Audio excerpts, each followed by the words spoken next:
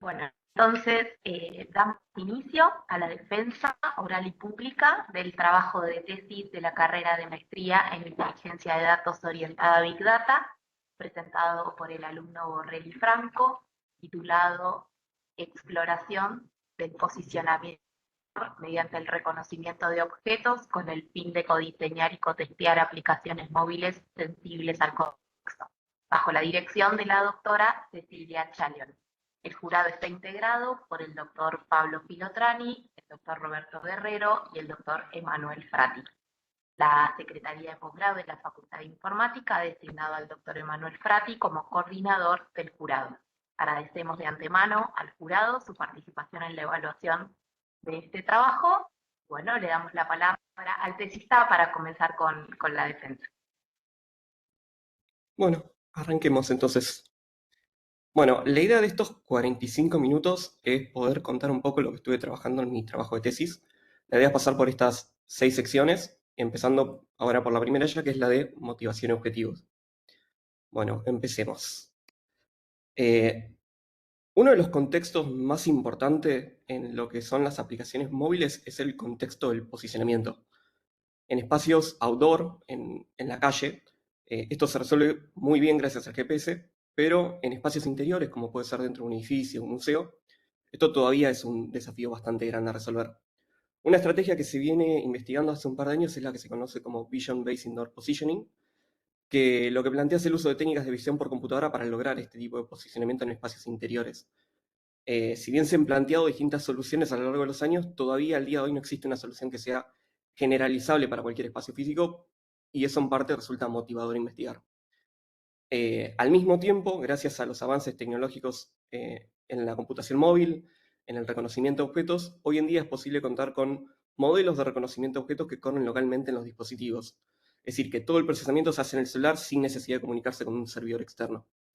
Este tipo de modelos se logra mediante un tipo de redes que se llama redes livianas o lightweight networks, y que todavía al día de hoy se siguen investigando, se siguen mejorando, por lo cual también resultaba motivador explorarlas. Estos dos conceptos, tanto el de Vision Based como el de las redes livianas, tienen que ver con muchos de los conceptos de la tesis, por eso también resultaban motivadores.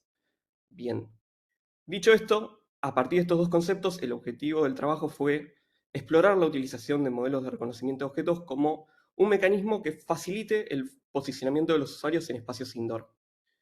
En particular, como parte de esta exploración, en este trabajo se propone una arquitectura que funcione como una solución generalizable a cualquier espacio físico para posicionar, y además la idea era plantear una implementación puntual de la misma para ver si era, no quiero decir eficiente, pero si era viable o no.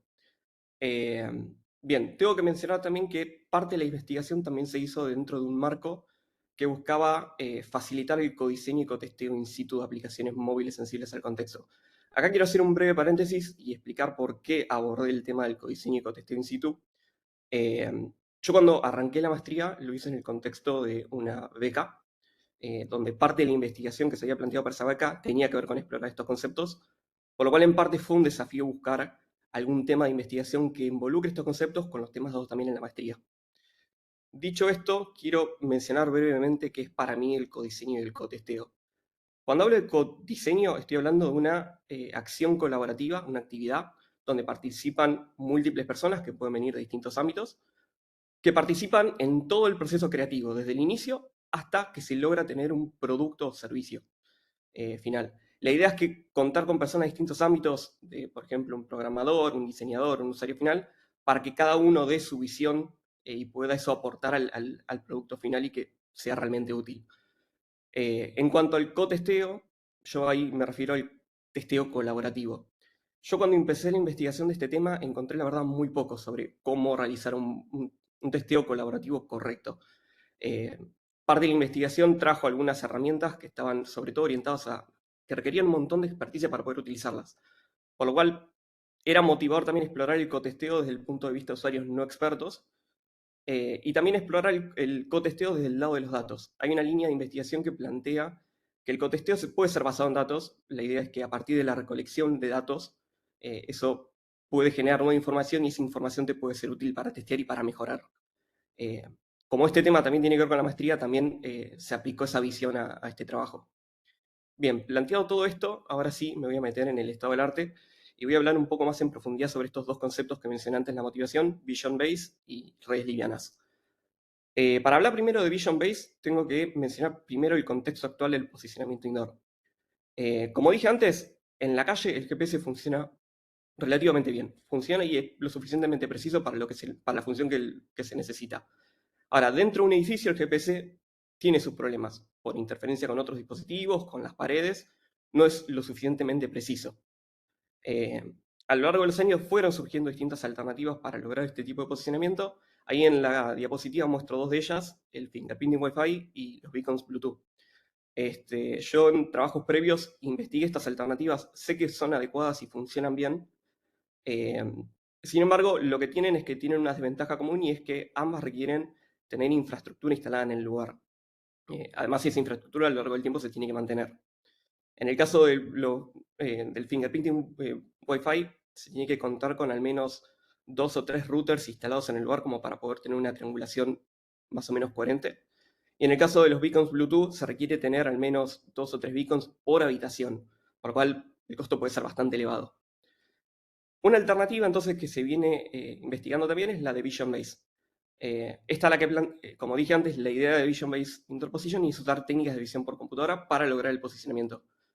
Se puede lograr por estos 3 enfoques que muestro acá. En particular, la que es basada en imágenes y la de objetos codificados tiene la desventaja de que son un poco acopladas al espacio, no son tan escalables.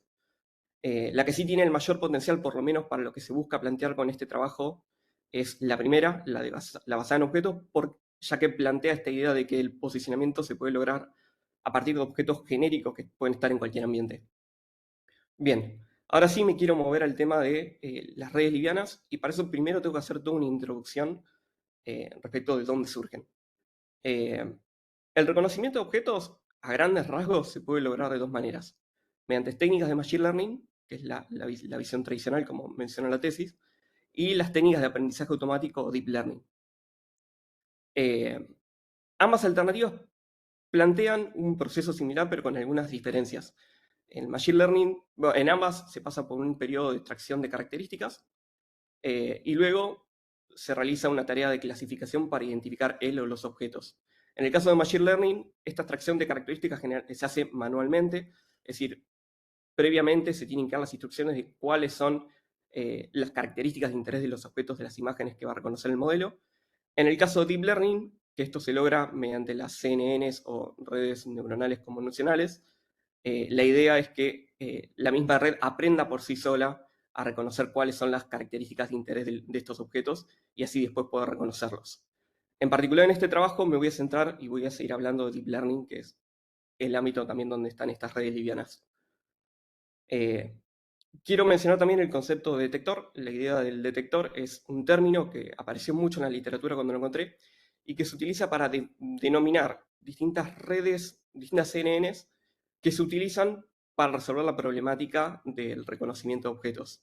En particular existen dos tipos, las de 2 etapas y las de una etapa. Las de 2 etapas, como se puede inferir por su nombre, plantean la extracción de características por un lado y la clasificación por otro. En el caso de una etapa, este paso se resuelve en conjunto. Los detectores de una etapa tienen la particularidad de que importa más la velocidad respecto a la precisión. Generalmente también requieren menos nivel de procesamiento.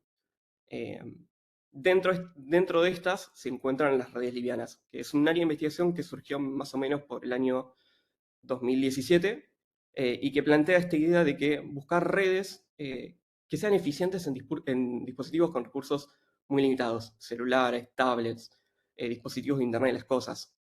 Eh, Estos sacrifican aún más la precisión, como digo ahí, para tener una mayor respuesta en tiempo real. Bueno, a lo largo de los años, como muestro, esto también estaba en la misma tabla en la tesis, la idea era mostrar cómo a lo largo de los años la investigación con las redes livianas fue aumentando en términos de, a medida que pasaron los años, aumentó la precisión y disminuyó la latencia de estas redes. De todas formas, siguen habiendo algunos problemas a resolver. Por ejemplo, cuando se maneja streaming de video, que ahí no puede responder a tantos frames como para una respuesta en tiempo real, pero bueno, Creo que estoy hablando muy rápido. Bien, dicho todo esto, quiero sí pasar ahora un poco hablar un poco de la exploración de modelos. Eh, Durante los cursos de la maestría vi mucho aspectos teóricos sobre redes neuronales, sobre transfer learning, sobre eh, distintos modelos de reconocimiento de objetos. Nunca igual pude llevarlo a la práctica, por lo cual también esa exploración fue todo un desafío a abordar. En particular, yo lo que decidí fue investigar TensorFlow, que es una plataforma de código abierto que se utiliza en el ámbito de Deep Learning.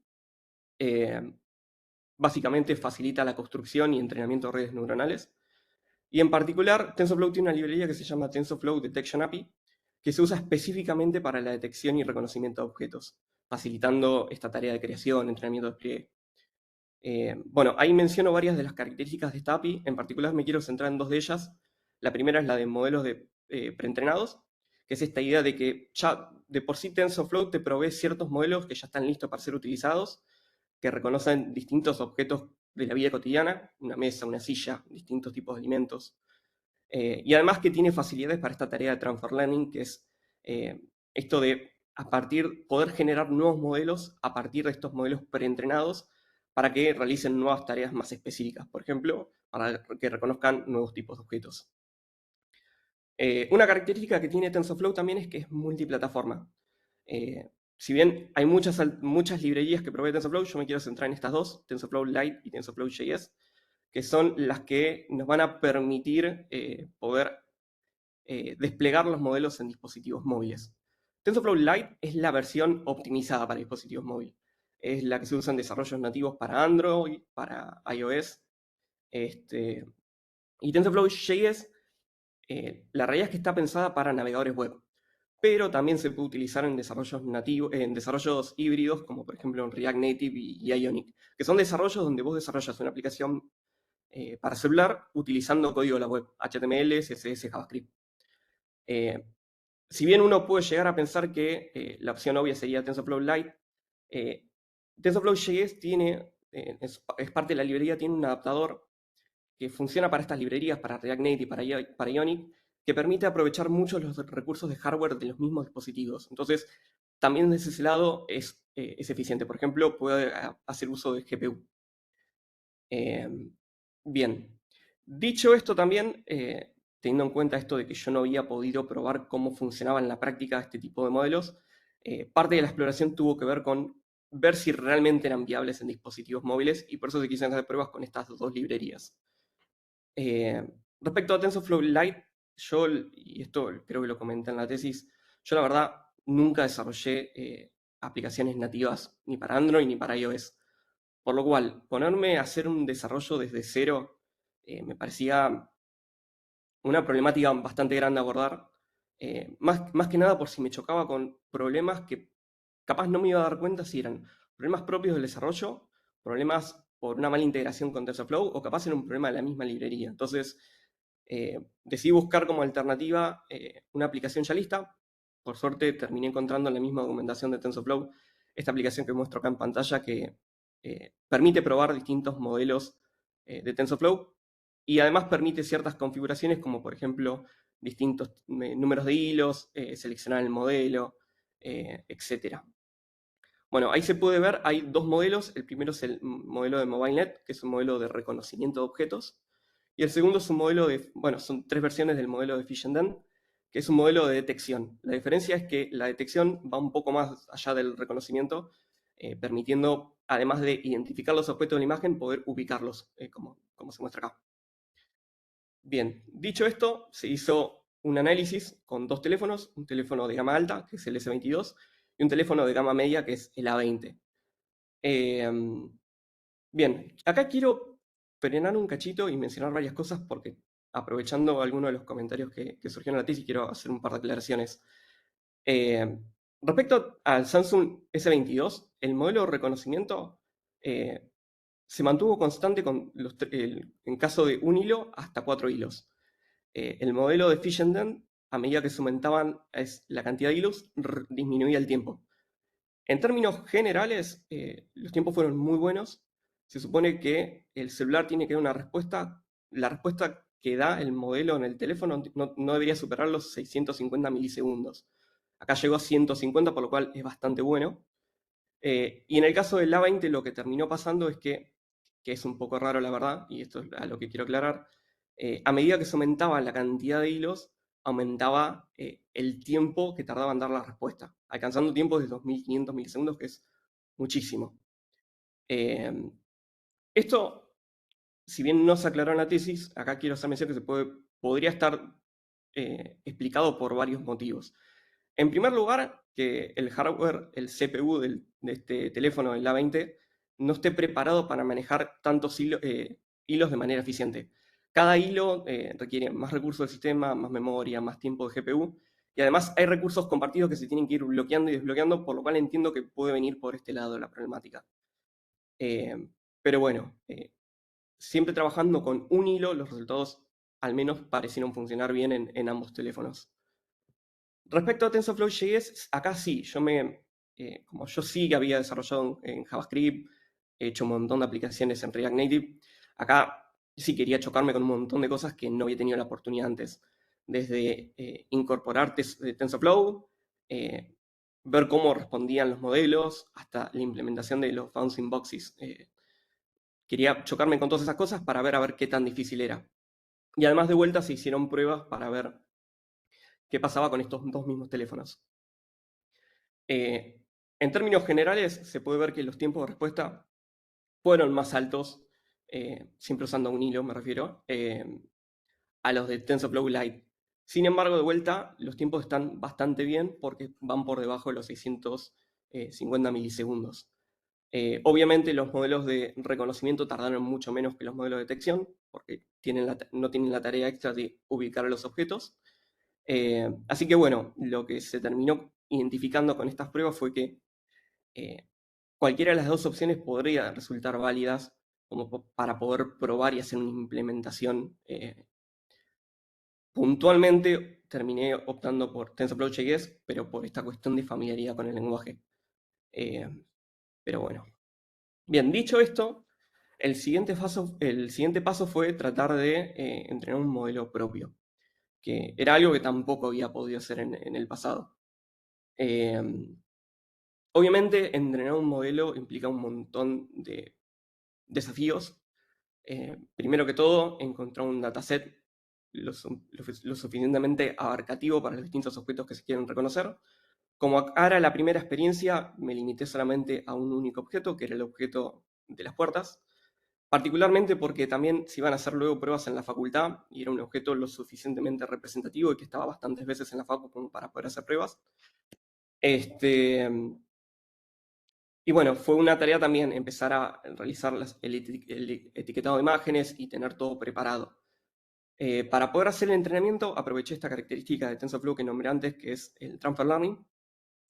Tomé uno de los modelos preentrenados que había y la idea era ajustarlo para que empiece a reconocer puertas, que era algo que no hacía el modelo.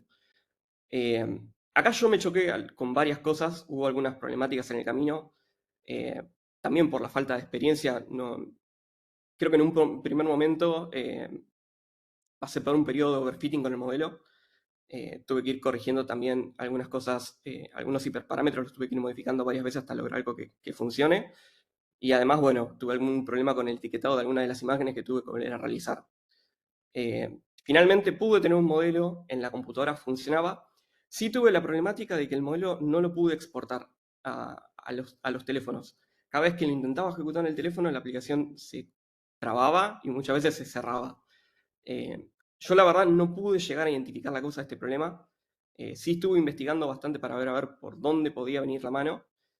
Entre toda esa investigación me terminé encontrando con esto, con Microsoft Azure, o Azure, no sé cómo pronunciarlo, que es un servicio en la nube que también te permite entrenar tu propio modelo desde una interfaz web en Internet. Vos cargas tus imágenes, las etiquetás y después apretás dos botones y se entrena tu modelo que después puedes exportar a varias plataformas, una de ellas a TensorFlow. Probando con esto, ahí sí logré tener un modelo funcionando, por lo cual directamente avancé con esto. Bien, habiendo planteado todo esto, ahora sí, quiero entrar en el tema de la arquitectura propuesta, que es el foco principal del trabajo. Antes de eso, quiero mencionar algunos aspectos importantes que se tuvieron en cuenta para el planteo de la arquitectura. Se tomaron muchas cosas sobre cómo funciona el GPS y la idea era imitarlas en esta solución.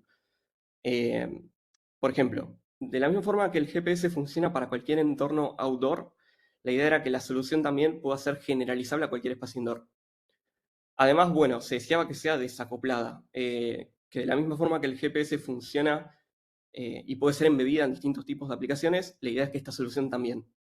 Y bueno, como había mencionado con la motivación, la idea era también utilizar el reconocimiento de objetos eh, a partir del Vision Based Indoor Positioning y las redes livianas.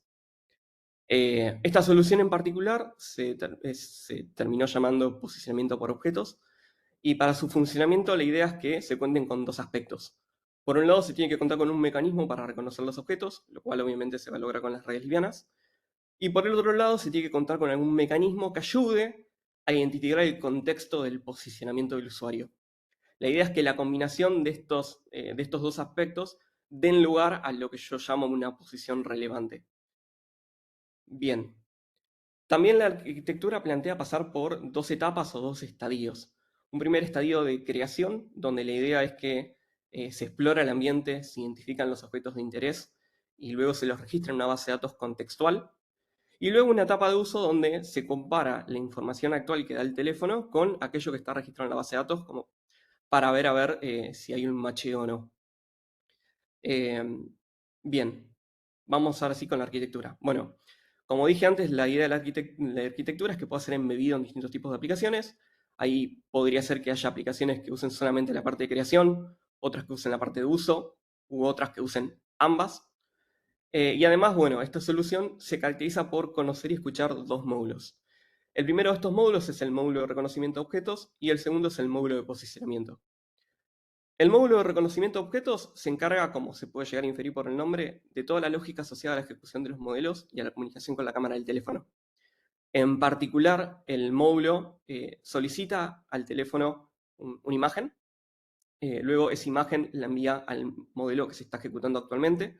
Es importante acá mencionar que podría conocer múltiples modelos, pero solamente uno de ellos se está ejecutando en un momento de tiempo determinado. Y bueno, una vez que el modelo termina de procesar y dar una respuesta, una inferencia, eh, esa respuesta se enviada de vuelta al módulo. Como cada modelo además podría dar una respuesta en un formato diferente, la idea es que el módulo provee una capa de estandarización eh, para dar esa respuesta final a la solución de posicionamiento por objetos. Y bueno, el módulo de posicionamiento, por otro lado, podría también conocer a distintos mecanismos de sensado. De todas formas, en un momento de tiempo también solamente escucha uno.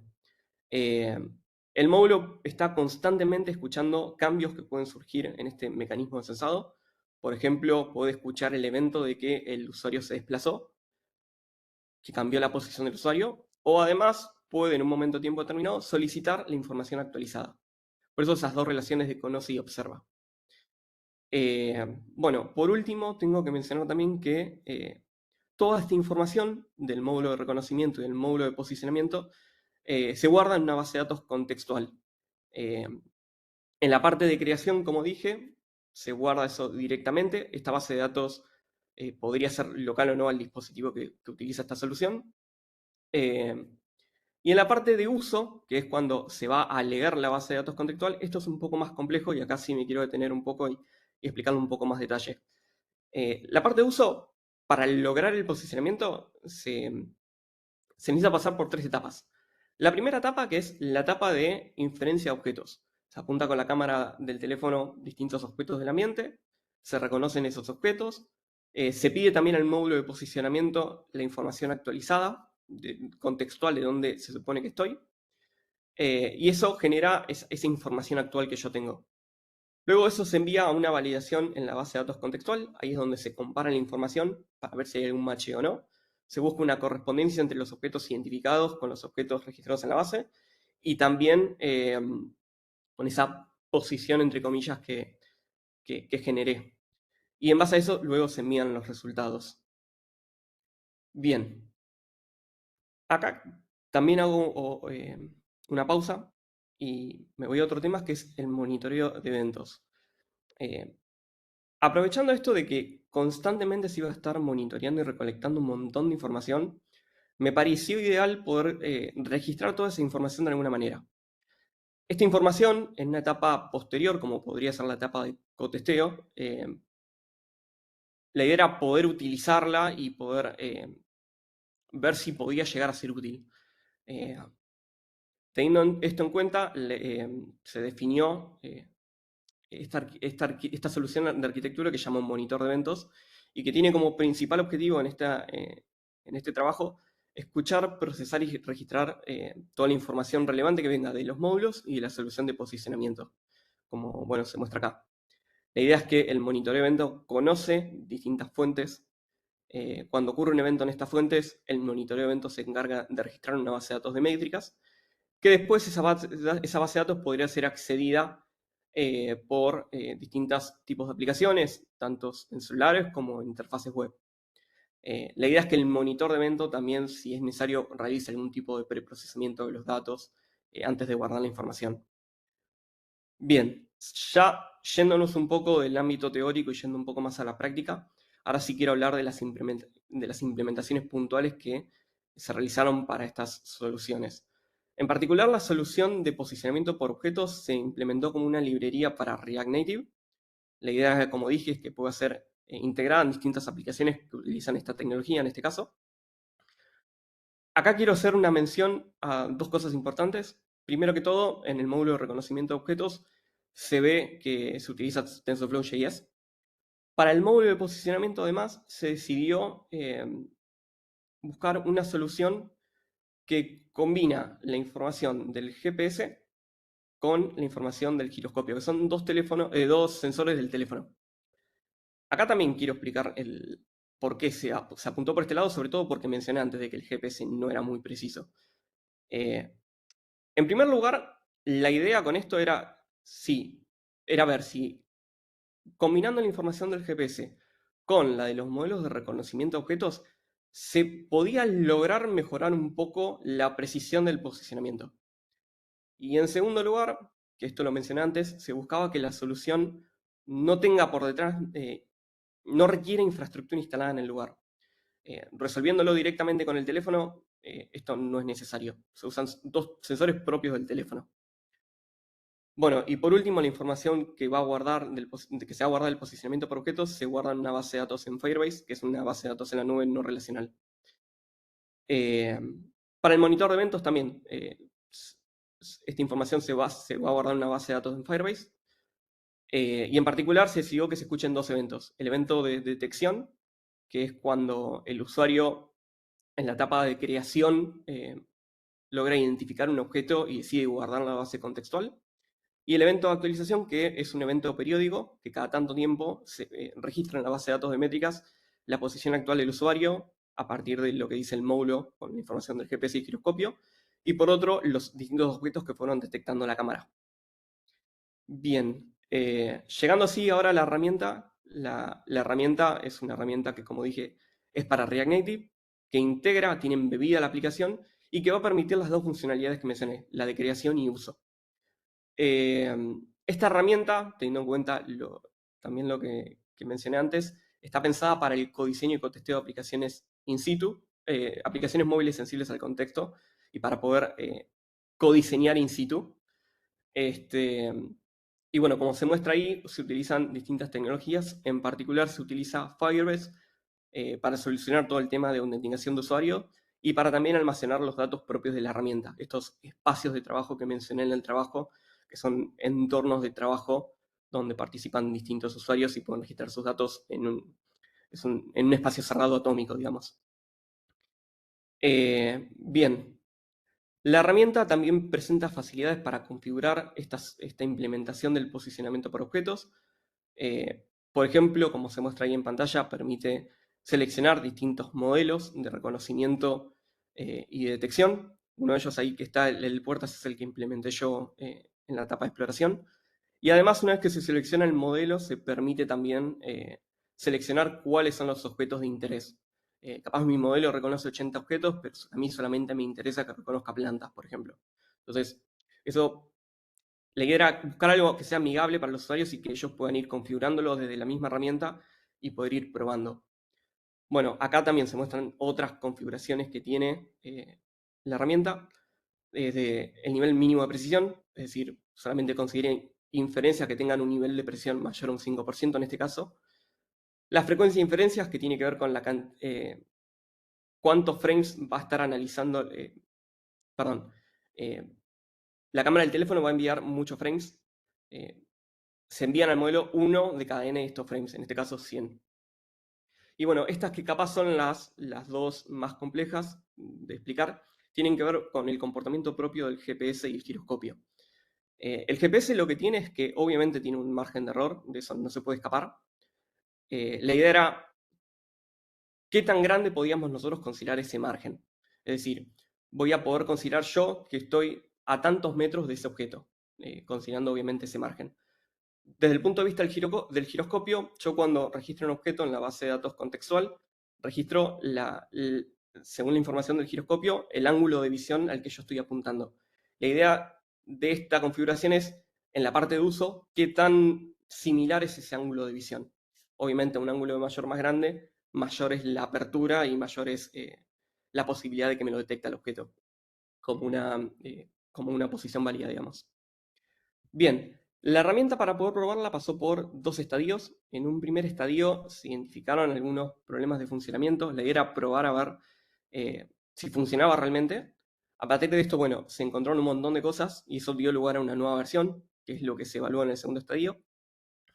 Y a lo largo, bueno, estos dos estadios se pasaron por distintas experiencias de usuario. Eh, bien, la idea era probar la herramienta en casos de usos realistas. En el caso de esta primera prueba, la excusa era ver qué pasaba cuando se tenían objetos que eran del mismo tipo, muy cercanos entre sí. En particular, se planteó esta idea de que había un congreso en la facultad, en el primer piso, entre las aulas 1.2 y 1.4. Yo acá muestro un poco que son estas dos que están acá, estas tres aulas, en particular las que resultaban de interés en la 1.3 y la 1.2, porque las puertas en realidad están muy cerca una de la otra. Para esto, bueno, participaron dos usuarios. La idea era darles la información de antemano para que la carguen. Y en particular, bueno, cuando cargaron la información, algo que se notó es que la posición esperada era un poco diferente a la posición que finalmente se registró. Algo que se notó también es que, obviamente, sabíamos que iba a haber un margen en cuanto al funcionamiento del GPS, pero se notó también que ese margen era muy distinto de un teléfono al otro. Hicimos la prueba poniendo los dos teléfonos uno al lado del otro, utilizando esa aplicación que te muestra la latitud actual y la longitud actual que dice el teléfono. Y aún estando uno al lado del otro, la diferencia que decía era que eran casi 6 metros de distancia, lo cual es una locura. Igual, acá quiero hacer una aclaración sobre el funcionamiento del GPS. El GPS está constantemente cambiando.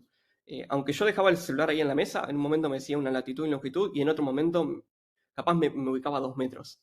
Eh, pero bueno, eso es propio de su funcionamiento. Teniendo en cuenta esto, se decidió que solamente uno de los dos participantes cargue toda la información. En particular, el que lo hizo fue el participante 2, que fue el que menos diferencia tuvo, que fue el que cargó el verde y el violeta. Bien, acá traje para mostrar, porque esto obviamente en la tesis no está, una prueba práctica de cómo funciona la librería. Cuando yo abro la herramienta, habilito la cámara del teléfono y la cámara me empieza a mostrar las distintas objetos que se van reconociendo. Se puede ver además que en la parte de abajo muestra el grado de precisión con el que reconoce en este caso las dos puertas. Cuando yo aprieto el botón que selecciona una puerta, esto lo que hace es abrir un formulario donde permite que el usuario cargue información contextual, en este caso un nombre y un contenido. La idea es que después en la etapa de uso ese contenido después esté disponible al usuario que lo utiliza. En este caso, con la idea del congreso era brindar información sobre lo que se iba a dar dentro de esa aula. Y además, bueno, por una cuestión de poder probar la aplicación y ver si funcionaba correctamente, se agregó acá abajo información adicional como por ejemplo el objeto reconocido, la latitud y la longitud que daba el celular en ese momento, el ángulo de visión del giroscopio. y otros datos. Bueno, acá cargo la información, voy a adelantar un poco porque no tiene sentido mostrarlo todo. Y una vez que confirmo, con el botón de confirmar abajo, esto lo que hace es registra en el mapa eh, un marcador, y no sé si se llegará a ver, pero bueno, ese marcador tiene una flechita que también indica el ángulo hacia donde yo estaba apuntando cuando lo registré. Bien, pasando a la siguiente. Acá yo tenía otra puerta también para mostrar. Esta es la misma. Esta. Tenía otra, no voy a entrar en detalles para no tampoco perder tiempo, pero le era similar. Eh, y bueno, habiendo uno de los dos participantes registrado toda esta información, se quería ver ahora qué pasaba al intentar utilizarla, ver si se podía acceder a esa información que se había registrado. En el caso de participante 1, no pudo acceder a nada de la información, lo cual era de esperar porque es el que mayor problemas había tenido con la aplicación. Además, no había cargado ninguno de los datos. Pero sí lo que llamó la atención era que el participante 2 tampoco había podido acceder a los datos inicialmente. Eh, Esto era un poco preocupante porque se suponía que como él lo había registrado debería poder acceder a la información. Así que lo que se decidió es ver un poco más en detalle qué estaba pasando. Eh, bueno, con esta idea también de cotestear, la herramienta cuenta con un módulo, con una sección, para poder ver ciertas métricas y estadísticas que toma directamente de la base de datos de métricas. En este caso yo quiero hacer énfasis en esto que estoy mostrando acá a la derecha, que la idea era poder ver cuál fue la distancia mínima a la cual el participante 2, o sea, a qué distancia mínima la herramienta consideraba que el participante 2 llegó a estar respecto a esta puerta, a la puerta del aula logo que es el aula 2. Viendo esto de la herramienta, lo que se comprobó es que siempre decía que estaba entre 10 y 12 metros de diferencia, lo cual obviamente no era cierto. Algo que se planteó en el momento era que había un problema en el cálculo sobre cómo se calculaba la distancia del usuario. Eh, la herramienta usa una librería que se llama Geolib, que lo que hace es, a partir de una latitud y longitud registrada, yo le paso otra combinación de latitud y longitud, en este caso la que indica actualmente el GPS, y eso me hace un cálculo de distancia en metros para ver a ver qué tan lejos yo estoy de esa posición. Para probar qué pasaba, usé la librería de Stake GPS, que permite simular tu posición. En este caso yo lo ubiqué justo al lado de la puerta. Y también lo que me decía era que no podía acceder a la información, que estaba lejos todavía. Por lo cual, bueno, terminé probando y dándome cuenta que el problema sí venía para este lado. A partir de todo esto, lo que terminé haciendo fue una nueva versión de la herramienta, donde por un lado se buscó mejorar la precisión del GPS. En particular, una de las configuraciones que tiene el sensor de GPS es, eh, yo lo venía usando con la highest, que es la más alta. Tiene otra que es la mejor para navegación, se llama de esa forma, por lo cual intenté modificarla a esa y vi que los resultados eran un poquito mejor. Y además modifiqué, bueno, este cálculo de distancia con Geolib por otro que sí es mucho más preciso y que sí era más correcto. Eh, Obviamente en estas pruebas también surgieron algunas cosas de usabilidad, como por ejemplo colores de los botones, tamaño de las letras, que esas cosas sí fueron corregidas.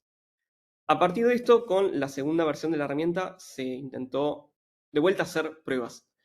Como la parte de codiseño, la parte de creación, donde se registraron las puertas, sí se mantuvo dentro de un rango aceptable, los resultados fueron aceptables, aceptables. Este, Querías enfocarme únicamente en la parte de pruebas, ver si ahora los dos participantes lograban sí acceder a información correctamente. Eh, Acá, bueno, traje para mostrar también cómo funciona esta etapa de uso. La idea es que, obviamente, combinando la información del modelo de reconocimiento con la información del GPS y el giroscopio, que la interfaz te indique si vos podrás acceder a un contenido o no. Eh, Acá se ve el ejemplo de que justamente por el ángulo de visión yo puedo acceder a una de las puertas, pero la otra no.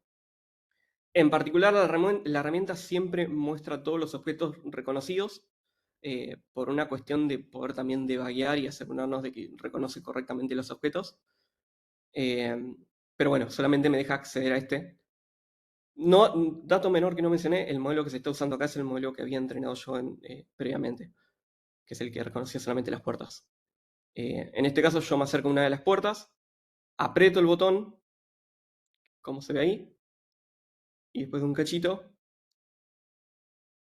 ahí me muestra la información, que en este caso lo importante acá vendría a ser el contenido registrado. Una vez registrado ese contenido, yo lo puedo ver directamente desde el mapa, y después, bueno, puedo ir a la otra puerta que registré y hacer lo mismo. Y ahí me muestra la información. Bien. ¿Qué cosas se detectaron con estas pruebas? Bueno, en primer lugar, se detectó que 3 metros de distancia resultó ser una distancia apropiada para el reconocimiento. Cuando esa distancia se aumentaba mucho, sobre todo al llegar a los 10 metros, la aplicación ahí recién empezaba a mezclarse la información de una puerta con la otra. Esto también obviamente impacta mucho el margen de error del GPS. Por otro lado, se detectó que con 70 grados para el ángulo de visión del giroscopio resultaba una cantidad adecuada. Con 45 grados también lo que se detectó es que las cosas se podían detectar, pero solamente si estaba exactamente posicionado de la misma forma que lo había estado en la parte de creación. Y se detectó también que caminando lento o normal se lograban detectar, el modelo lograba detectar los distintos objetos. Cuando se caminaba rápido o se movía mucho el teléfono, sí había problemáticas, pero eso por una cuestión de que el modelo necesita un par de segundos como para reconocer esos objetos. Y bueno, la otra experiencia que se hizo tenía que ver con poder probar, ahora sí, con distintos objetos de diferentes tipos, también estando muy cerca. Eh, bueno, en este caso se usó otro de los modelos, en este caso uno de los modelos que provee TensorFlow, y se lo configuró solamente para reconocer estos objetos que están acá. El margen de error, más allá de los cambios que se hicieron en la herramienta, se puede notar que también eh, trajo algunas problemáticas. La posición esperada no fue la misma que la registrada. De todas formas, como mencioné en la tesis, se mantiene dentro de un rango aceptable que es estos 3 metros que yo había identificado antes. Eh, en particular, yo cuando registré estos objetos lo hice sin moverme de la mesa, estaba parado en el mismo lugar. Esto es por una cuestión misma del GPS que se mueve de un lado a otro, sin siquiera mover el teléfono. Eh, con estas pruebas se detectó que, de vuelta, que con 3 metros ambos usuarios podían acceder a la información. Y algo llamativo también es que los modelos, a medida que aumentaba el tiempo, lograban precisiones cada vez más altas. Ni bien se lograba reconocer uno de los objetos, lo hacía con precisión muy baja, de un 9% en este caso, y después de un par de segundos lograba precisiones muy altas, casi cercanas a un 80%, lo cual fue bastante llamativo. Eh, para ver a ver si los modelos lograban reconocer estos objetos con presiones altas en menor tiempo, algo que se probó también es bajar esta frecuencia de inferencias de 100 frames a 10 frames. En el caso del dispositivo gama alta, que era el S22, funcionó bastante bien, lo logró. En otro dispositivo, que era el Xiaomi A3, que es un teléfono de gama media, esto sí hizo que el teléfono se trabe bastante y en algunos momentos incluso se cortó la aplicación. Bueno, para ir finalizando un poco, quiero hacer mención a un par de cositas. En primer lugar, quiero hacer de vuelta mención a esta curva de aprendizajes, a todos estos conceptos que si bien yo había visto de forma teórica a lo largo de la maestría, no había tenido la oportunidad práctica de poder probar. Eh, en segundo lugar, quiero hacer mención también y esto es algo de los comentarios que vi en la evaluación y quería mencionarlo también, porque me parece valioso. eh, Posteriormente al envío de la tesis se presentó un artículo donde se hablaron de muchos de los contenidos que traté en la tesis. Este artículo se presentó en la conferencia de Cloud Computing, Big Data y Emerging Topics, que fue en junio de este año. Eh, este artículo lo expuse y bueno, hoy en día se encuentra publicado en un libro de Springer Nature. Ahora sí, yendo a las conclusiones, en este trabajo entonces se presentó una arquitectura que, como dije, tiene como objetivo que sea genérica a cualquier espacio indoor para lograr el posicionamiento de los usuarios, usando en este caso el reconocimiento de objetos. Además se implementó una implementación concreta para React Native. En este caso, lo que se terminó probando que con esta librería es que, y con esta solución del GPS y el giroscopio, es que funciona bien siempre y cuando los objetos que sean similares no se encuentren en un rango que no superen los 2 o 3 metros de distancia. En los casos donde esta diferencia de espacio es menor, obviamente puede llegar a haber problemáticas. Y por último, bueno, esta idea de que se desarrolló también esta herramienta prototípica. Algo que no mencioné tampoco es que el código fuente que yo desarrollé lo dejé público también cuando publiqué el artículo, para poder también probando y que quede disponible también. Como posibles trabajos futuros, la idea también es poder hacer pruebas con más usuarios y con más tipos de dispositivos. También probar un poco más, sobre todo lo que tiene que ver con el costeteo, poder probar más métricas, ver realmente qué métricas son útiles para poder cotestear. Muchas, si bien se identificaron, hay muchas otras que capaz se pueden haber escapado. Y obviamente después poder probar esta misma solución con una alternativa diferente al GPS, que como mencioné, obviamente tiene muchas problemáticas. Dicho todo esto, creo que puedo dar por finalizado, así que muchas gracias por escucharme.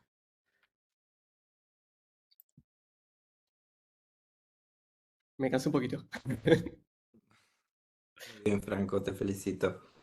Dejo acá de compartir un cacho, lo dejo por las dudas. Mejor.